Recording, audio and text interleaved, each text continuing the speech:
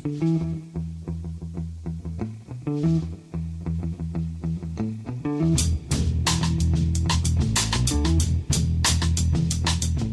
and welcome to The Price of Football, the show that looks at the money behind the beautiful game with me, Kevin Day, and Liverpool University's Kieran Maguire. Kieran, if you detect us bringing my step, it's because winter's back, Kieran. Winter has its own. I woke up to snow this morning, Smudge. I thought the house must be on fire. Smudge was agitated. She was trying to show me that there was something wrong. I opened the bedroom curtain and there it was, a lovely spread of snow that's disappeared to be replaced by sleet. With any luck, Palace's game against Man City will be frozen off until they have 11 injuries and we might have a chance for a point. Is it, where are you, Kieran? Is it cold where you are? It is. I'm presently in Liverpool. We've got snow here at present as I look out the window, and the Baroness has also been sending me photographs of back home where the bird table is not looking too good. I told her to go out and smash it and put a bit of warm water for our feathered friends. Hang on, was that work? If you put hot water on a cold bird table, will that not crack the bird table? No, it's a wooden one. Oh, okay. Okay, all right. I'll stand by my previous comments. It's nice to know you've been looking after the bird table, Kieran. I just can't imagine you resisting doing some great tits jokes every time one of the birds lands on the table, unfortunately, because I know I wouldn't be able to myself. Apologies to everybody for that little throwback to the 70s, but basically that's where Kieran and I live half the time. It's news today, Kieran, and one day we'll just be able to say, there's no news. Everyone's all right this week, but unfortunately that's not the case. And we start with a club, Kieran. We've had a couple of light-hearted mentions of this club recently about when their kit is released, but the news has got a little bit heavier for them, hasn't it? Yes, this is Reading. Now, back in November 2021, they were subject to an investigation by the EFL, Financial Review people, and the conclusion was that they'd lost too much money, they'd exceeded the financial fair play limits, and they were over the tariff by about £19 million. Now, what the EFL are doing, and I think there is a lot of merit on this, that they're trying to get clubs to the table, because ultimately they don't want to have points deductions. They just want to encourage clubs to behave in a bit of a better way. So what the EFL said at the time was, you're probably deserving a 12 points deduction, but we'll give you 6 points immediately in 21-22, and we will suspend a further 6 points for 22-23. And then we saw something on the EFL website, which in traditional, not quite nudge, wink, wink, but at the same time, we think you ought to be aware of this happening. It's sort of inferring, or implying, should I say, that the business plan, which they encouraged Reading to comply with, isn't perhaps going as well as it should. And I think the big issue for Reading, in their most recent accounts, which is the 2021 version, they were paying around about £240 in wages for every £100 that comes through the door. Clearly, it's a barking mad approach, and there was, get your house in order and we won't do anything else. Certainly the noises which are coming from Paul Ince, he's the manager there, that he seems quite nervous. Some of the newspapers are saying, well, we could hear as soon as sort of the next 7 to 10 days that there will be a further 6 points deduction. And I think whatever decision is made, it is essential that decision is made quickly, because we are getting towards the end of the season. And it's a terrible thing to say. If Reading do get another 6 points deduction, then those other clubs who are making decisions along the lines of, well, we've got to win this game, might now take the approach, well, actually, we just need to draw this game, and therefore that will have implications for the manager picking the team, the tactics, and so on. So it is a shame for two reasons. First of all, that if Reading haven't made enough of an effort to comply with the business plan, does that indicate that the owners aren't taking it seriously? And secondly, we've said from day one that things which happen on the pitch should determine where you finish at the end of the season, and it's increasingly becoming a combination of on-field performance and off-field having good accountants and lawyers who can argue your case. I'm intrigued by this business plan, Kieran. There's two issues here, it seems to me, apart from the huge discrepancy between income and player wages. I mean, does the business plan imply that there are one or two targeted interventions that the EFL thought that Reading could make? And if so, can you identify where Reading, or where else you should say, Reading have been doing things incorrectly, shall we say? Well, I think in terms of the business plan, they'll be focusing on two things. First of all, looking at expected levels of revenue. Have the crowds kept up to expected attendances? Reading aren't having a great season. It has been a bit hit and miss. They have taken a few heavy defeats recently as well. And then it comes to the area over which I think clubs do have greater emphasis, which is cost control. So ultimately, they offered contracts to players in the summer.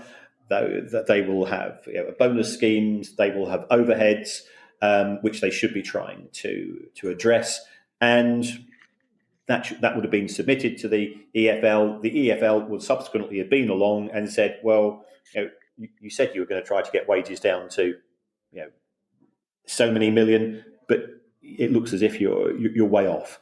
I think there are some things which clubs, to a certain extent, are in the lap of the gods.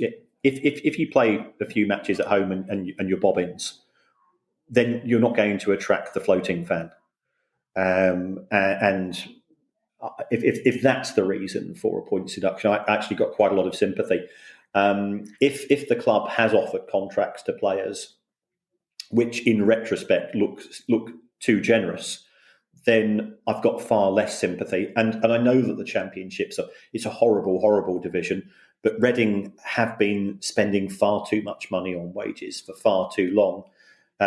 It was a classic case of new owners coming in and wanting to get into the Premier League, and the best way to do that is to invest in talent. But if it comes at the cost of jeopardising the long-term future of the club and also increasing the arms race that exists in the form of wages, sometimes you've got to look at the bigger picture. So that's sort of my summary of where they are at present. Talking of cost control, Kieran, I was so giddy at the start of the show at the fact that there was sleet coming down outside that I forgot to mention we have an interview on this pod that you carried out with Liam Scully, who's the chief executive of Lincoln City, who's had his own financial shock this week, which we'll be talking about in great detail at the end of the pod. In the meantime, the situation at Southend rumbles on with an unusual development, Kieran. Yes, this is in respect of a player called Casper Licata. He joined Southend United on loan last season from Sheffield United. He then signed a permanent contract. He joined the club on a proper deal at the start of this season, but he has now given notice to the club that he's walking away. And the reason for this would appear to be that the club has, on at least one occasion, been 28 days with his wages being late. And under the rules that exist between the Professional Footballers Association and clubs, that effectively nullifies the position of the contract. Southend are now saying he's a good player, we don't want to lose him, and therefore we will be seeking compensation from any club that he joins, i.e. they want some form of transfer fee. Looking at the comments on social media, Southend fans clearly rate him as well. There's a combination of sympathy and frustration in terms of what he's contributed. Certainly he's been good on the pitch. Some fans will take the view that, well, yeah, we gave you a chance, we offered you a contract, and now you're walking away from us. Other fans are saying, well, if I was, if I had rent to pay, if I had groceries to buy each week and I hadn't been paid, I'd be looking for an alternative employer. And once again, we're in this position that in the case of Ron Martin, He just rides roughshod over everything. He plays brinkmanship as we anticipated and predicted in relation to Southend and the winding up order. And it does make you wonder where things are going to go in the future. The problem is, Kieran, for most of us football fans, is that we can't terminate our contract. We can't walk away when things are going badly. I suspect some of us might do if we could. So some fans get outraged at the idea that a rat is leaving the sinking ship, and it's not. It's an employee who's taking advantage of the law, essentially, to try and improve his own future. So it's difficult to blame either side here. I don't blame the player, but I understand why fans are so upset by it. Yes, and ultimately, if Ron Martin had paid the wages on time, we wouldn't be in this situation. So, if I was a fan, my ire would be directed in towards him. Yeah, we've been together long enough, Kieran, for me to recognise the way you said yes at the start of that answer. Then it's a yes that clearly implies I think we've just said that, but we can find another way of saying the same thing if you want. So let's move on. There aren't many people, Kieran, with a naughty step bigger than yours. I mean, you've got a naughty step. You need a big naughty step, to be honest, Kieran. But if anybody has a bigger naughty step than you, it's UEFA, and they've put 11 more people on it this week. Yes, and I think this is a sign that UEFA do mean business. What's happened is that these 11 clubs are being punished. Many of them are being fined because football is a circular industry. And therefore, you're reliant on other clubs doing the right thing to allow you to do the right thing. And UEFA have certainly upped their game when it comes to the late payment of transfer fees, the late payment of wages, and also some taxes as well. and I think UEFA are a flawed organisation in some aspects, but here they should be given some credit. They're clubs that we're not hugely familiar with, although we'll have heard of the likes of Cluj, of the Romanian champions, because they played in Europa competitions. There are, at the start of the season, 120 clubs who join various parts of UEFA's competitions. Sometimes they are the preliminary rounds and so on. And UEFA is therefore able to use a little bit of leverage against them. Alexander Severin, who is the Slovenian head of UEFA, I suspect he will be slightly embarrassed that Olimpija, which is a Slovenian club, are one of the dirty not quite dozen, and they've been sanctioned as well. So the sums involved are not huge because UEFA just wants to nudge clubs in the right direction. But quite often for some of these clubs, it's sort of seen as a first step towards potentially more serious sanctions. The worst of which would be being unable to participate in UEFA competitions, which can be very lucrative. I've been looking at the accounts of some clubs, especially some of the Scottish clubs, and the difference between participation and non-participation. Even if we're looking at the Europa League or the Europa Conference on a percentage basis, can be huge. And I think that's one thing, because of the success of the Premier League, we're actually perhaps a little bit sniffy at times about UEFA's smaller competitions and the impact that they have on the smaller nations. Everybody's talking about, and rightly so, about Grimsby getting to the quarterfinal of the FA Cup and the financial impact that it has on them. Well, I think the same can be similar for some of the clubs amongst UEFA's, 55, 56 different members, that just even getting to the group stages of the conference is worth a few million, and that can be potentially doubling the revenue of a club for a particular season. Allows it to invest more in players, it allows it to invest in academies, to put more money into infrastructure and so on. And one of UEFA's biggest clubs, Kieran, won't be paying any transfer fees, new transfer fees, this summer, late or otherwise. Yes, well, it would appear that, and I do like the way that La Liga, especially Tebas, who is stark raving mad, but in a highly entertaining way, and he doesn't care who he upsets, and that's quite good, given that he is head of La Liga and the dominance of Spanish football from Real Madrid and Barcelona. He's still prepared to not give them any special privileges. So, under the Spanish cost control rules, the way that it works is you are given a budget which is based on your estimated money coming into the club and also any loan repayments and so on. And Barcelona, I think, are going to have to adopt a sell to buy strategy over the course of the summer, because looking at the numbers at present, they will have no headroom in which they can sign players. And some people will say, well, hold on, weren't we in this situation 9 months ago? And then they produced all of these, what they refer to as economic levers, but I think the wider world refers to as glorified payday loans, where they sold future income streams to financial institutions and they got cash up front, which then allowed them to sign players, which was ridiculously short term.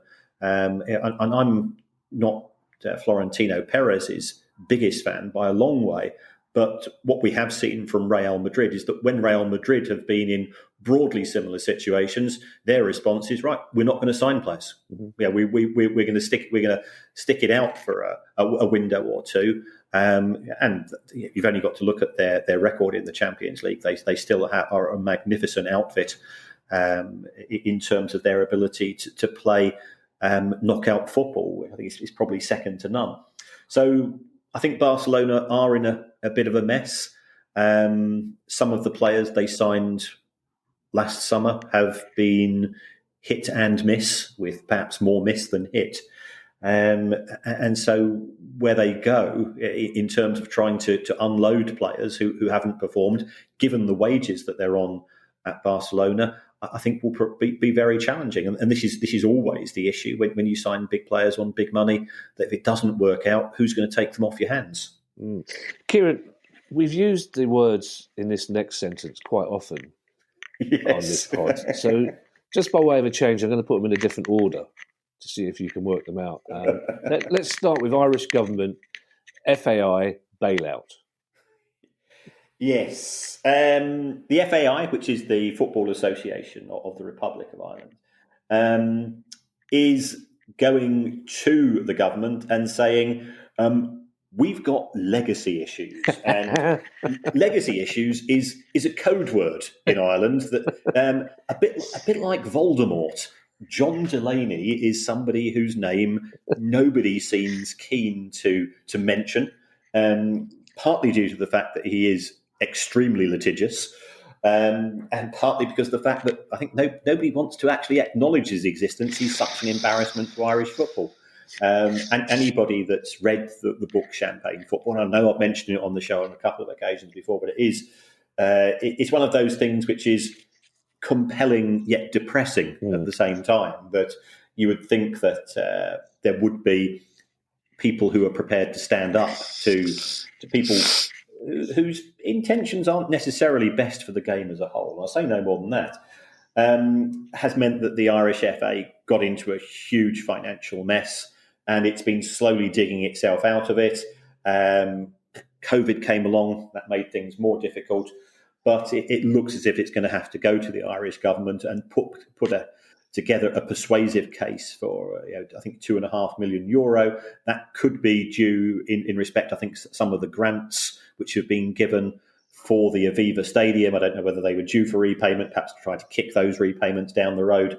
But it doesn't reflect well on the FAI, and it certainly doesn't reflect well on those who historically have been responsible for its growth and success, or lack of. It has to be said, Kieran, that during COVID, the Republic of Ireland were much stricter for much longer. So sport was affected for a greater time. People were kept out of sporting events for a greater time than they were here, for example. Well, there comes a time it's almost tempting for someone like me to have someone like Delaney as an excuse a long time ago, to keep saying, Valley keeps saying, why haven't you paid your VAT this month? I'll just go, legacy issues. It's left over. It's left over from the last time I couldn't pay it. Basically, Ali doesn't go, oh right, fine. Here's a bailout. But how long can you go on saying to the Irish government, "Now we're still paying for that Delaney fella," and even they will be saying, "We can't tell you why we're paying for that Delaney fella because he will sue us," as you say. But you can just keep. I'm slightly worried now that he might be suing me because I've implied. But do you know what I mean, kid? There comes a time when you have to go. Actually, that was quite some time ago now. We've had a fair bit of time to put our house in order, and we're still not managing to do it. I think part of the problem is you've got to look at the money which is generated in Irish football. Right. And the national team haven't been ripping up any trees. And therefore it does make it that much more challenging for the FAI to sell the hospitality packages and so on, where the team isn't scoring goals. Hopefully, Evan Ferguson will address that on a national basis, as well as he has done on a domestic team basis, and it's made a troubling position even worse.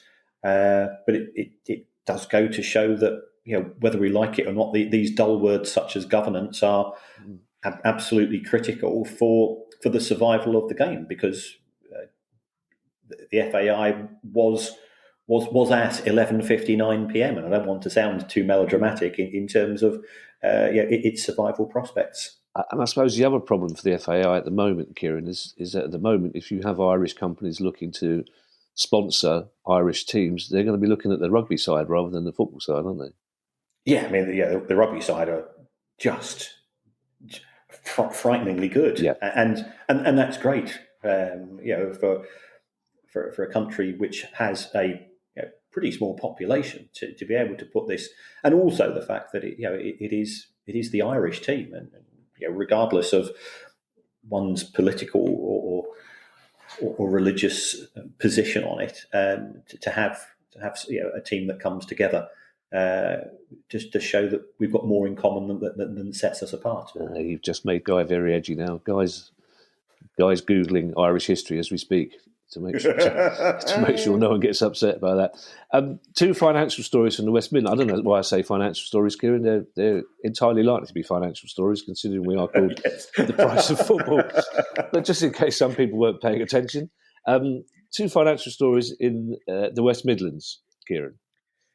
Yes, and the first of which is Aston Villa have published their accounts, and we now have the accounts from 10 clubs of the Premier League. So we've got exactly halfway through the publications, and of those 10 clubs, 9 have lost money on terms of a day-to-day, week-to-week basis in terms of your ticket sales and so on, and paying out wages and your other overheads.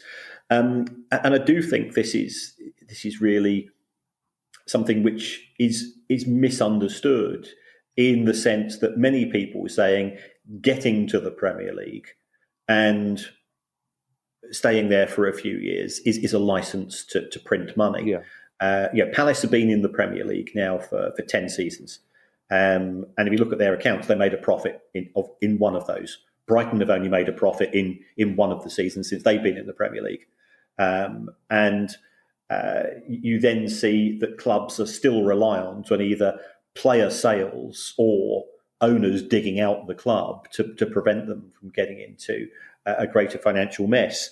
And in the case of Villa, they lost on a sort of a day-to-day basis. They lost 70 odd million pounds, and you go, hold on, he's £1.5 million a week. This is Aston Villa. Aston Villa have won the European Cup. Aston Villa have got a huge fan base. They're part of the second biggest city in the country, and how can they be losing money? And it comes down to, as before, cost control, all the dull things, and I do think I don't want to sound like a wet blanket these days, but I think we've become transfer junkies. And you look at what occupies the back pages of newspapers and therefore social media and therefore commentary. It's spend, spend, spend. And anybody that takes an alternate view to say, well, if you're going to spend, you've got to make sure that you've got the ability to spend. Are you? Do you have a sustainable position? And as this indicates, that the vast majority of the cases of that is no. Having said that, I think there were a couple of sort of, for me, big issues or significant issues. Aston Villa had to pay the former owner, Randy Lerner, £10 million last season. And that was because under the terms of his sale agreement of Villa to Tony G, if Villa returned to the Premier League, and Randy Lerner told the club, I think just as Villa unfortunately were relegated, said that if Villa returned to the Premier League and they stayed there for 3 seasons, then this payment of £10 million had to be made. But also it said that if Tony G didn't make the payment, then it fell upon the club to repay the money to Randy Lerner. Randy Lerner lost an absolute fortune at Villa, probably somewhere in the region of 150 million quid. And I know he wasn't necessarily the most popular of owners because he didn't engage with the fan base, and fans therefore start to run with their own sort of conspiracy theories and views on the owner themselves. And of course, Tony G disappeared in effect, so it did fall upon the club to pay that. And I was asked by a Villa fan could I summarise the accounts in 3 words, on the grounds that the last thing they want is me droning on forever and a day about it. To which my 3 words were, God bless Jack. Because the sale of Jack Grealish effectively covered all of the losses for last season. And without him going, they wouldn't have been able to invest in the transfer market. Villa, based on the accounts we've seen to date, spent more money in 21-22 recruiting players than any other club in the Premier League. So he is a local lad. I must confess, I'm just a massive fan of Jack Grealish. He just makes me smile every time he gets near the ball. And he does seem a pretty genuine kid as well. But he's done wonders in terms of allowing Villa to be competitive.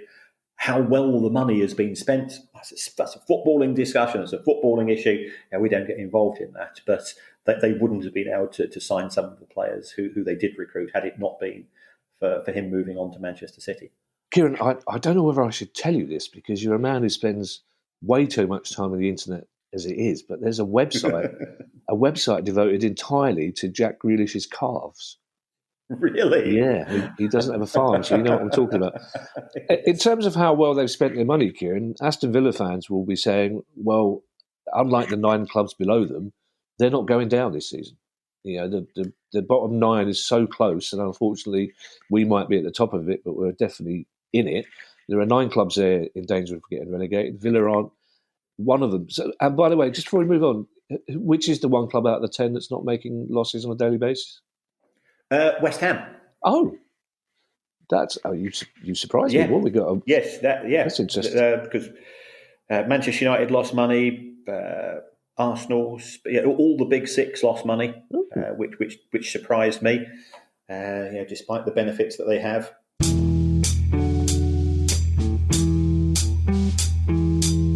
This episode of The Price of Football is brought to you by Manscaped.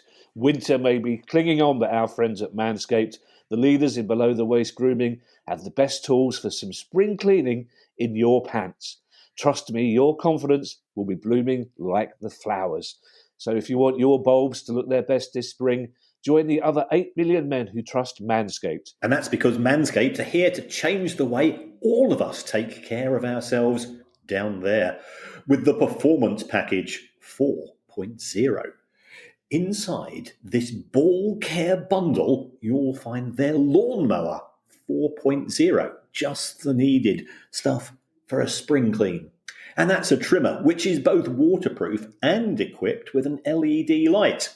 they also have a weed whacker, ear and nose hair trimmer, a crop preserver to deodorize your balls, and a crop reviver toner. And if you buy now, you'll receive 2 free gifts. Their very comfy performance boxer briefs and their stylish shed travel bag to hold your goodies. So get 20% off and free shipping with the code PriceOfFootball at manscaped.com. That's 20% off with free shipping at manscaped.com, and use the code PriceOfFootball. Your little fellas will thank you.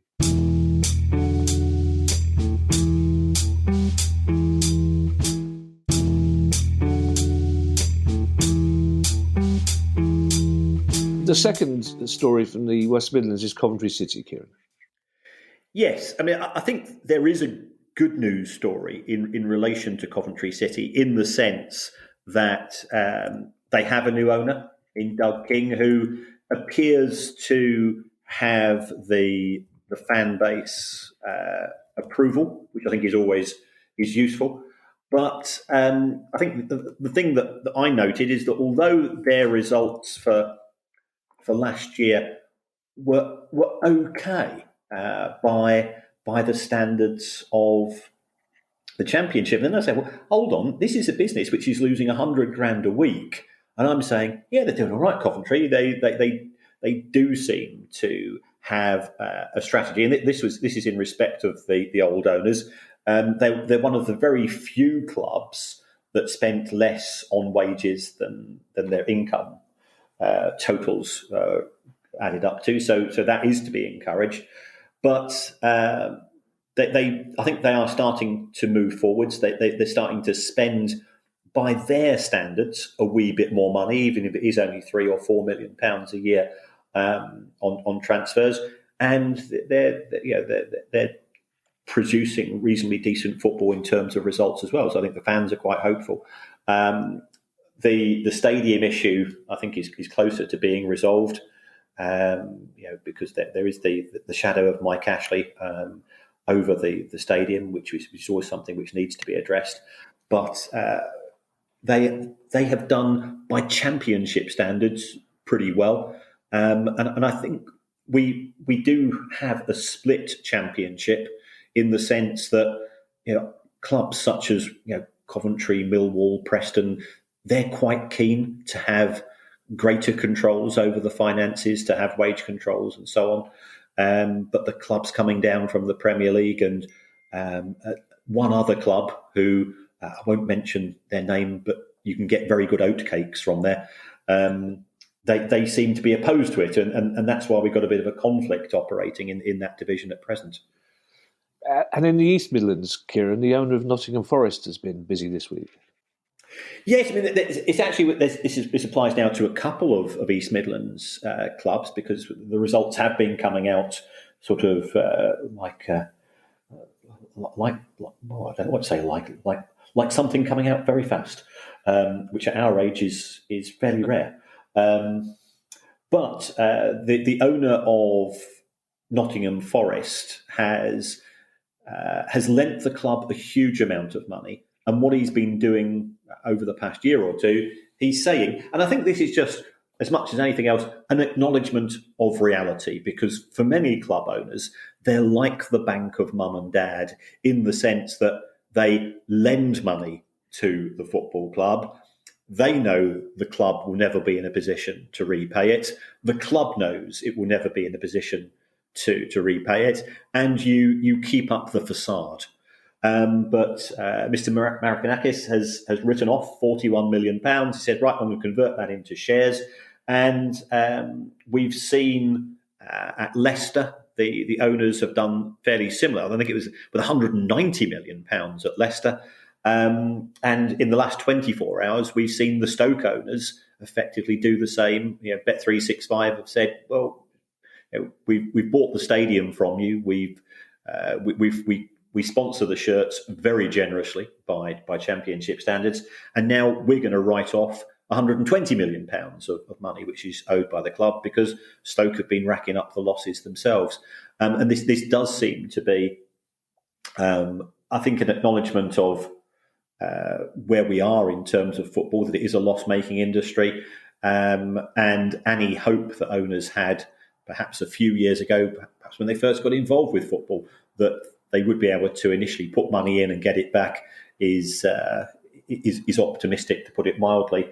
Are there any financial fair play benefits to this? In my view, there aren't any. It's merely a case of tidying up the balance sheet and making the finances appear better than they perhaps actually are from a day-to-day running of the business basis. Now, the fans of two Premier League clubs, Kieran, are unhappy this week for different reasons, and the first are Leeds United.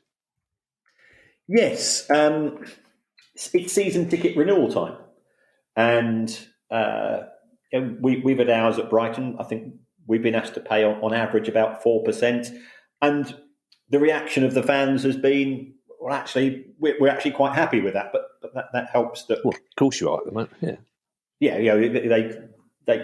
They could do practically anything, and there wouldn't be too much of a negative reaction. But in respect of Leeds, season ticket prices have gone up by around about 10%. Now, the owners will say Leeds is losing money, so therefore we need to address this. The owners are also aware that Leeds have got a fantastic fan base, and if some people can't afford to renew those season tickets, the club will be sorry to see them go, but they've got a long waiting list. So from an economic point of view, you can understand why Leeds have done it. Football clubs are facing double-digit inflation, partly due to their inability to control their wage costs, and they are passing this on more or less levels to season ticket holders themselves. So, I think Leeds fans are pretty irate with regards to this. You can understand that at a time when we are all tightening belts, having to juggle far more than we have done. I posted a jar of Marmite's gone up to £6, which is outrageous. Yeah, and that's the type of mess that we're in. So I feel absolutely huge amount of sympathy for Leeds fans, because they are incredibly loyal, as are the fans of all clubs, and to be asked to find an extra 10% is going to be a challenge. I did pass on your Marmite tweet to some contacts of mine at Comic Relief to say they needed to do something about this, but as yet they've not responded, Kieran. I think there might be other priorities to them, rather than you having to pay £6 for a jar of Marmite. Now, I know this is not a problem for what Danny Dyer would call your mob, but the Leeds season ticket announcement, are these prices going up by 10% regardless of what league Leeds may be in next season? It looks like that is the case, because you're getting your renewals in. And remember, in the Championship, you're getting to see an extra 4 games. Yeah. So, okay. Tuesday nights are never dull in the Championship. It's not much of a consolation, Kieran. Those Palace fans are already looking for one. And the other West Ham fans are upset this week for a different reason. Yes, this was a story in The Guardian that a couple of football clubs have made political donations. We did see the West Ham owner, David Sullivan, have a bit of a rant when the announcement of the football regulator and the white paper was made. Some toys were thrown out of his pram, without a doubt. Yes. I think along the lines of, the government is rubbish, so therefore the regulator will be rubbish, which was sort of extracting things perhaps a wee bit far. So people say, well, okay, if he thinks the government rubbish, that's one thing. And then we find out, well, why is West Ham donating money to a political party, and indeed the government, the Conservative Party? And I'm, as you know, I'm a political orphan when it comes to the parties themselves, but it does seem a bit strange. Now, we're not talking a huge sum of money, but he has chosen to do that. And I think some fans feel that there's a bit of double standards involved. And then perhaps some stands are also saying, well, he did this before the announcement of the regulator, and was this to try to nudge a watering down of the proposals and so on. And the other club that has made a political donation, again to the same party, is Peterborough United, which seems a bit random, to put it mildly. But again, it's the owners who are putting money into the clubs who can make these decisions, and I'm sure they've got their reasons for doing so. I mean, it should come as no surprise, Kieran, to many people that people who are wealthy enough to be able to afford to buy and run a football club are likely to be Tory supporters and not. And we know that's not always the case. You know, Bet365, the owners of Stoke, have got traditional links with the Labour Party. One of the original people who bought Palace and saved Palace was a big donator to Brexit, and not a cause that I supported, but it was his money, not the club. So there's nothing you can do except respect somebody's individual right to make a donation to the party they want. But I think you're right. If this leaves him open to the accusations of trying to buy influence or trying to water down the white paper, it doesn't look too good. But basically, it's a millionaire giving money to a party for millionaires, essentially. I know Guy doesn't like us to be political, but again, I think if he Googles that, it's pretty much what will come up. Tottenham Hotspur, Kieran, just down the road, are not on the naughty step as such, but they've had a little bit of a slap on the wrist, haven't they? Yes. We've praised Spurs on many occasions for doing the one thing that makes football so dumb, in the sense that football's open 25 days a year. In terms of raising money. So the Spurs Stadium is being used for concerts. They've now got this arrangement with Formula One for a go-kart track underneath the stadium, all types of innovative things. And I think they do deserve some credit for that. But it's also, you should be checking their small print. So it looks as if they've booked one Beyonce concert too many.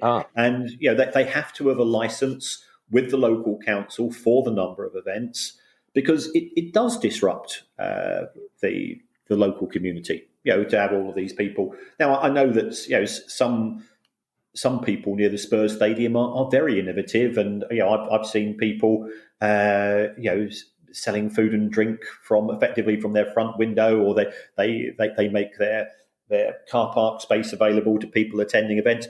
But the downside is that you've got 60,000 people turning up, making noise, causing disruption, creating litter, and therefore the local council has a responsibility to try to get the balance right between the number of events, which of course increases money for the local community, for local businesses, especially in the hospitality sector, and a bit of peace and quiet for local residents. So yes, Spurs appear to have booked Beyonce, and I can understand her selling out very, very quickly and be huge demand for tickets. But it looks like they've ordered one too many gigs. Yeah, I came home the other night. Ali had some friends around. I came home to the sound of "Crazy Right Now" belting out from the kitchen. I thought if I had enough money, I'd go and stay in a hotel for the night. I'm going to have to front this out. Now, Kieran, our final story before your interview with Liam Scully, Chief Executive of Lincoln City, concerns Lionel Messi. And if you and I won the World Cup, Kieran, I think we would celebrate. I think we might get a posh takeaway that particular night. I think you'd probably buy as many jars of Marmite as you wanted. We might even treat ourselves to a couple of days away. I'd probably go to Bruges. I love Bruges, especially in the winter. But Lionel Messi has found a slightly more extravagant way than that of celebrating his World Cup win. Well, yes, this is a story which has been doing the rounds, that he has bought each of his teammates in the Argentinian World Cups winning the squad a solid gold iPhone, or not solid gold, but a gold iPhone, should I say. A solid gold iPhone wouldn't be particularly useful, especially at making phone calls. And there has been a photograph of this on social media, and his name was linked to it. But subsequently, it would appear that I think he's taking the credit, or I don't think he's probably not taking the credit. People have put two and two together. And it has actually been an Argentinian businessman who is extremely grateful for the World Cup squad in their achievement. And he has actually provided the funding. I'm not sure whether it's 175,000 in total or 175,000 per iPhone. It was difficult sort of working out from the from what's been doing the rounds in terms of media, but they do look spectacular. But I personally wouldn't want a phone, because when you sort of that desperate moment, you go, oh God, what have I done with it? And you're searching around, and you're having to get the Ali or the Baroness to in my case to phone your phone. And I wouldn't want it with a phone costing that amount of money.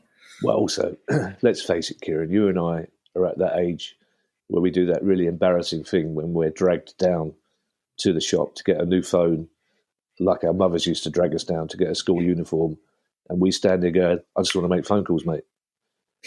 Yes. But I think you know you've made it when you're on a gold iPhone WhatsApp group, don't you? Doesn't get yes, better. Absolutely. Kylian Mbappe trying to join, and Harry Kane Kylian could, of course, but Harry Kane trying to join in, saying, "Sorry, mate, it's gold iPhone only, this one." I don't think Martinez would have Kylian Mbappe in the same WhatsApp group. That's the fair point. Now, Lincoln City are a club, Kieran, that we very much like and admire on this pod.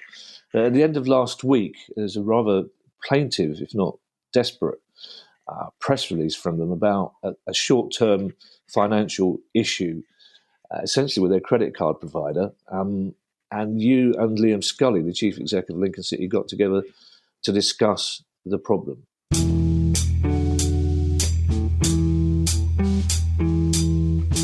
Liam, thank you very much for coming on the show. We've invited you, for a variety of reasons, but I saw the announcement on the IMPS website last week with regards to a credit card merchant. And I thought a credit card merchant was my Uncle Terry, who sometimes sells hookies down the pub. But I believe it's actually far more significant for you as a club. Can you sort of explain to us what's happened and why it should be a worry for the football industry, because it must have implications beyond Lincoln themselves?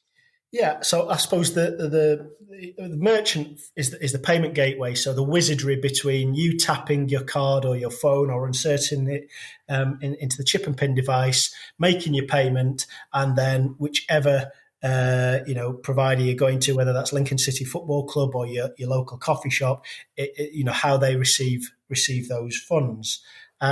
So the situation that happened with our merchant was that we were written to very recently, and they basically just said, "Yeah, thank you very much, but we no longer want to do business with you. You guys are too much risk." So yeah, pretty much, the finance team and various people at the football club then go into overdrive because we're in the midst of early bird season ticket renewals period, which is an important milestone in our financial calendar for a number of reasons. We ended up in a situation where we're now scrambling and looking for an alternative kind of payment gateway in order to be able to receive the fans' funds for season tickets and other match-by-match products. That's crazy. I can't believe anybody is turning business away in any form of business. So that they say it's a risk assessment. Are you? Is it just Lincoln? Or have you spoken to your colleagues at other clubs? Is this something which is sort of permeating football as far as you're aware? Yeah. So first and foremost, our partner in this space was Elevon. I respect whatever decision that they have to make. Naturally disappointed. I don't understand what goes on in the cogs and the wheels behind them. And my intention here isn't to kind of call them out or cause distress or anything in that area. But I think my main concerns as the chief executive of what hopefully is a reasonably well-run football club is first and foremost trying to understand that risk to that partner. We've never had a single dispute over a chargeback, so that's a refund. So anybody coming to us and saying, you've defaulted, you've not given me the services that I provide, that I paid for, or I no longer want your product. We've never had a dispute in that area, even in the pandemic when Lincoln City, we did a range of things between refunds and share options. So that's not helped, not changed. Our business model hasn't materially changed in the period that we've been working with this organisation. So in order to sign up and work with them, we have to provide cash flows, we have to provide kind of business modelling, P&Ls, and explain fundamentally how we meet the deficit. Lincoln City are and will continue to be a loss-making entity without an extraordinary event, be that a cup run or a player sale. And we require goodwill and support of our owners and investors to inject equity into the football club to keep us afloat. Now, again, I can understand why that may deem not a suitable partner for some, but I go back to the fact that in this scenario, nothing has changed for us. I suppose wider on in the industry since our statement, I think there's a number of things that I have been learning. So yeah, we're not special. This is something that's been happening for a while in this space. And I suppose one of the biggest concerns that I'm starting to learn about is a lot of these organisations now are retaining season ticket holders' money and releasing it to the club on a match by match basis. That doesn't quite work for our cash flow modelling, and have to explain why. And then the other one is I've heard that a number of owners have had to put up personal guarantees and bonds in addition to them helping support and underwrite the football club in order to underwrite this, quote unquote debt that goes through these systems. So yeah, it's an interesting time for football. We're obviously trying to understand it, whether we're just the one end of the spectrum and for whatever reason, we've just felt the rough end of the stick, or whether this is a wider problem. But yeah, I'd like to think Lincoln City are reasonably well run and not a material risk above and beyond other football clubs. So yeah, slightly concerning for Lincoln City and for the industry. Yeah, I mean, I'm not here to blow smoke up your backside, but when I'm asked about clubs which I think do it the right way, you're always one of those clubs that I quote in terms of the owner equity injections. It's small and regular, which makes sense from a cash flow point of view. You've clearly got a budget which you stick to, and also you're very transparent. I've got to know you. You've invited me onto the fans board on occasions to talk and listen as well.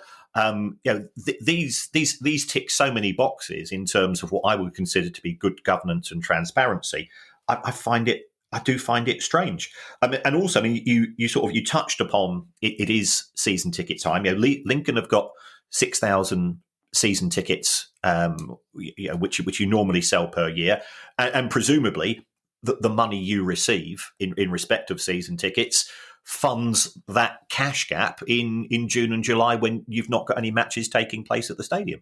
Yeah, pretty much exactly that. The way we work on our budgets at Lincoln City, and I'm sure that it's many other football clubs. Myself and our director of finance, we prepare various reports and go to our board, right throughout the period from between December 2022 right through to February 2023, really, which is looking at our overall strategy for how we're going to run the business over the course of the next year. As per our industry at the moment, I have to go to them with a loss and I say, look, ladies and gentlemen, it's going to cost you, 10 chocolate buttons this year if we want to run to this business plan. How does that sound? Quite typically they come back and say, well, Liam, we don't like 10, but we're happy to underwrite, 8 and see what you can do elsewhere. And let's talk about the timing of when you need those chocolate buttons.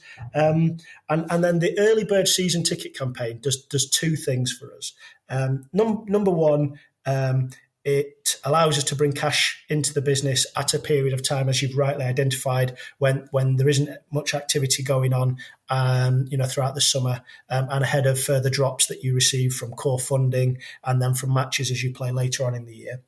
But the second thing it also enables you to do is to actually understand and do some further business modelling to look at what your renewal rates look like, plan and plot your attendance, to then actually sharpen your pencil and have a look at how you best run an effective football club and an effective business at the same time.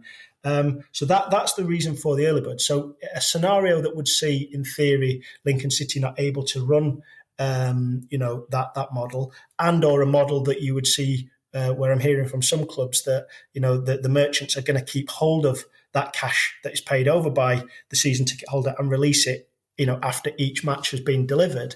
I'm not too sure that they really work for our industry. And again, in difficult times, and understanding and respecting, we do present risk. We're not the most perfect industry. I go back to the fact that nothing has changed materially. Over the last couple of years, and obviously with the fan-led review and the regulator, we're certainly heading towards more sustainable times. But that is our industry. That's how it's worked. That's how it's worked since God was a lad. I struggle to see what's changed. Yeah, absolutely. I mean, I've got your accounts in front of me, and for anybody in a normal business school, I would be saying we'd have to look at the challenges in this industry. You're losing about £2 million a year. Wage bill has gone up by 20%. You've invested in talent. You've invested in infrastructure quite a lot. You're reliant upon owner funding. Do you think that football is sustainable? I mean, if you were to have a crystal ball, do you think you're still confident we'll have 72 clubs in the EFL in 5 years' time? Yeah, that's a very good question. I do, because football seems to have a resilience, and it always finds a way. In all the number of distress situations that we do have and have had in the past, football clubs always find a way. And I think you'll find, I think we're probably one of the most resilient sectors that there are going. That said, I wholly agree with you, Kieran. This model isn't right. Lincoln City. We in order to be competitive in League One, despite having good attendances, despite commercially, we benchmark and we look at being reasonably astute, operationally reasonably efficient. You're absolutely right to highlight that we lose in the region of £2 million without an extraordinary event like say cup runs or player trading. But all of that is underwritten by owner equity and investment, which you'll have seen at Lincoln City that our owners and investors continue to contribute. But I think the wider point is, no, I don't think that the industry should have to rely on owner investment and owner funding just to do the business as usual stuff. And I think that's why we're seeing we do have a regulator, and that's why we are looking at both redistribution and reform of the rules, because one without the other is pretty useless, to be honest with you. And every conversation that I've been in, involved in recent times, there is a great appetite for the reforming of the rules as well. I think we're making good progress, and I'm very comfortable that yes, we will have 72 EFL clubs in 5 years' time, because I think we'll have a change of the rules that see a more sustainable landscape that helps improve the competition, but improve football clubs as community assets and as businesses in their own right. Well, I think every football fan wants that. I was talking to some Luton fans yesterday, and they were telling me about how much they hate Watford. I says, well, how much do you hate Watford? If Watford went bust, how would you feel? And they said, well, we'd be devastated. I said, well, you've just been telling me that you hate them. And they go, well, yeah, but we hate them. But you can't have a rivalry without rivals. And secondly, loads of our mates are Watford fans. Who are we going to take the mickey out of if they don't exist? So I think you're absolutely right. The sustainability in the industry is absolutely critical. I mean, you touched upon the rationale behind early bird season tickets. We're going through a cost of living crisis. Football ultimately is discretionary spending from the perspective of a fan. How bad is it? I mean, are you noticing a decrease? Are merchandise sales falling, or are we still showing a degree of resilience because football is the most important of the unimportant things in life, and we're probably at a slight advantage over other discretionary spends? Yeah, and I think it's a really good question, and the hard facts of that are that we're not seeing a material difference in terms of core product lines, for the want of a better term. So match tickets, attendance, and shirt sales. Those seem to be tracking as per previous years. What we are starting to see in the football industry, or certainly at Lincoln City, is that secondary spend. So that additional spend that people would have on the match day, whether that's in the bars, in and around the stadium, or whether that is in the club shop itself, or other items that may become available on match days. Program sales is a different topic altogether, but hugely declining. Hugely declining sales in the industry. And I think that's where we as custodians of football clubs have got to be very careful, because you're absolutely right. It should come out of the disposable income bucket in any household income. But I think at times we often see how it really doesn't. And football means far more to people. And that's why we have to be acutely sensitive, not to make this all about Lincoln City, but, this year we put our season ticket prices up by about 4%. Our operating costs have gone up by a forecasted 15 to 18%. But we just didn't feel, we couldn't pass that all on to the fan. And equally, we created a new season ticket product that actually reduced the price of the match day for some in certain parts of the ground. But I think this is a real challenge that we have. The whole, the financial ecosystem, not just in football, but in day-to-day working life, we have to be so sensitive as people running football clubs right now, because we certainly don't want to be taking too much from the fan, because I think clearly they have a breaking point. But equally, we have to respect and understand that we will often get that first piece of disposable income. So we have to be very sensitive and sensible with how we ask for that, when we ask for it, and exactly what we're providing in terms of value for money. Brilliant. And just one final question, Liam. I've been looking at your website. I've seen that you're advertising for a senior finance manager. Now, one of my relatives has contacted me and says, does it involve collecting cash? Because if it does, he might be willing to submit his CV if you're interested. I'll look out for Uncle Terry's application, shall we say? Yeah. Brilliant. Thank you so much, Liam, and all the best to everybody at Lincoln for the rest of the season, and keep up the fantastic work. I'm not here to make you feel slightly embarrassed, but your club is a shining light in terms of what I have to deal with on a regular basis, trying to dig out the numbers. So keep it up. Thank you very much. Really appreciate that. Thank you.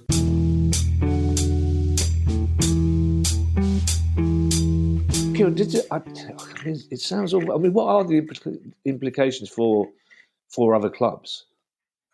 Well, if this is going to be the standard approach taken by merchants, and merchants it's not Visa and MasterCard themselves, it's the people that sort out those funny machines that you tap and do all technology. But they have financial responsibilities. What Liam was saying, that ability is going to be taken away for both debit and credit cards. It is season ticket renewal time. Yeah. Potentially, Lincoln, at a time when they're trying to generate the most money, are going to be missing out. But the thing which absolutely scared me witless was the fact that if let's say that your season ticket is renewed, you pay the credit card company the full amount, and it works out as, I don't know, £25 per match. Normally, the credit card company or the debit company, the merchant, would give the football club all of that money immediately. And that's really good, because football clubs don't play football over the course of the summer. So they need season ticket renewals to see them over the summer. But from what Liam was saying, what is going to happen is that even if you do find another merchant, it looks as if they're going to say, well, we're only going to release the money to you from the season ticket holder on a match-by-match basis. So that means you're completely banjaxed over the course of the summer, unless the owner puts up a bond to guarantee that if something does happen to the club, that the owner's bond will be used to pay back the merchant any money that they may have to repay to fans. And this is huge issue, because many owners don't have a spare £500,000, £1 million, whatever it's going to be, and we are talking significant six-figure sums or seven-figure sums. So it's putting the industry, which is still recovering. We are in a post-COVID period, but we did have a full 18 months where football was in industry in a bit of a mess, in the sense that matches were taking place, but you weren't generating money, so you still had to pay the wages and some of the overheads. And if this does spread, and the merchant themselves, they will argue we're a risk business. We assess the football as being too risky, and I understand that. But for me, at a time when things are precarious, and I was talking to a director of another club only a couple of weeks ago, and he said the storm is coming. I say, football's coming out of it now. And he says, no, you've got it completely wrong. The storm is coming. This is potentially horrendous news. That does sound gloomy, doesn't it? I mean, there are two things about this Lincoln story, Kieran.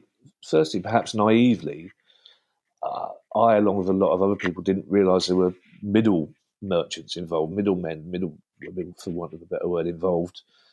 I just always assumed that a club would have a relationship directly with the credit card provider. And secondly, I know people who have their credit cards only for their season ticket, because whatever you think about credit cards and getting into credit, and in an ideal world, none of us would do that, but we don't live in an ideal world. And most people, a lot of people, can't afford to splash out 500, 600, 700 quid or more at one time to buy their season ticket at this time of year. The credit card is the way they spread it over the season, because so many clubs now don't have their own internal credit system anymore, or their own system where you can pay in free installments. So if you're taking that option away from fans, the club's losing more money, aren't they?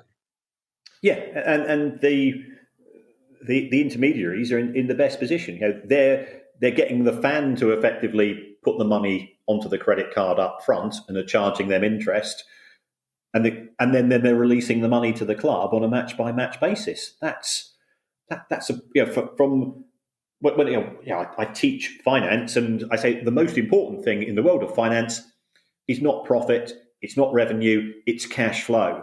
And the cash flow implications, if this becomes the standard approach in the football industry, are catastrophic. Yeah.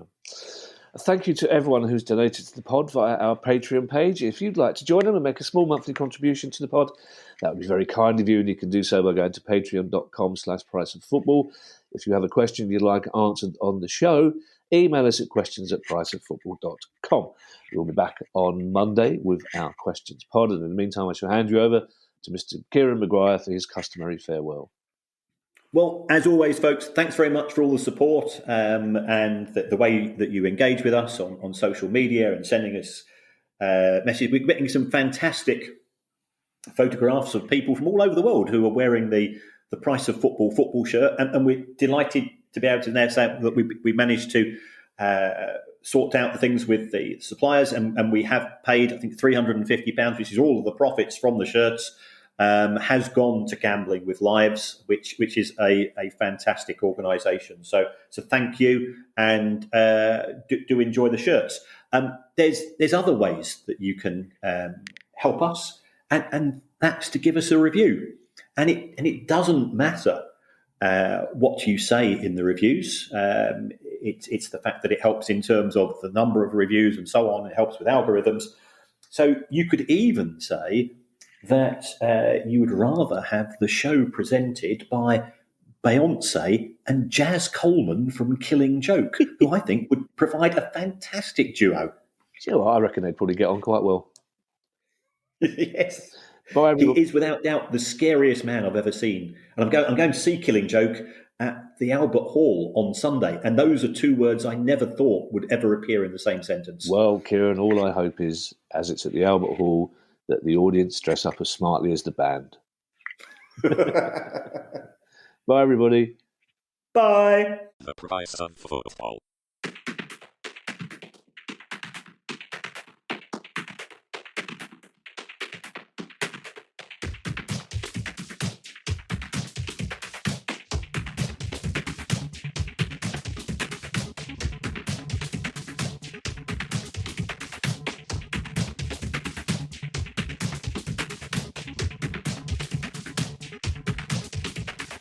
The price of football.